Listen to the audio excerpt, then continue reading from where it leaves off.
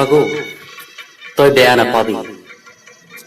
কথা মৃদুস্মিতা, আবৃত্তি দীপাঙ্কৰ দত্ত। বহাগীও তই বেয়া নাপাবি, এইবাৰ তোক আদৰিব নোৱাৰিম।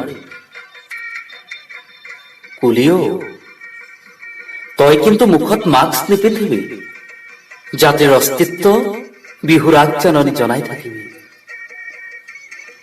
টেলিভিছনৰ পৰ্দাত আজি ৰং বসন্ত উৎসৱ নেদেখো হুঁচৰি, দেখো মাথো চৌদিশৰ মৃত্যুৰ কিৰিলি।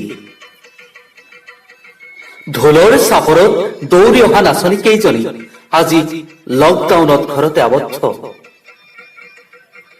ঢোল পেপাৰ মাত শুনিবলৈ আজি মন কিমান যে উদ্বিগ্ন। যিখন হাতেৰে ঢোলৰ পিঠিত চাপৰ লগাইছিলো, সেইখন হাত আজি ঘনে ঘনে ধুই আছো চেনিটাইজাৰে।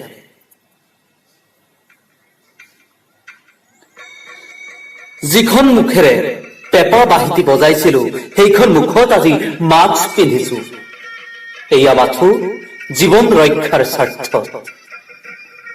আজি বৰ মন গৈছে গাবলৈ, অতিকৈ চেনেহৰ মুগাৰে মহুৰা, তাতোতকৈ চেনেহৰ মাকো, তাতোতকৈ চেনেহৰ বহাগৰ বিহুতি নাপাতি কেনেকৈ থাকো।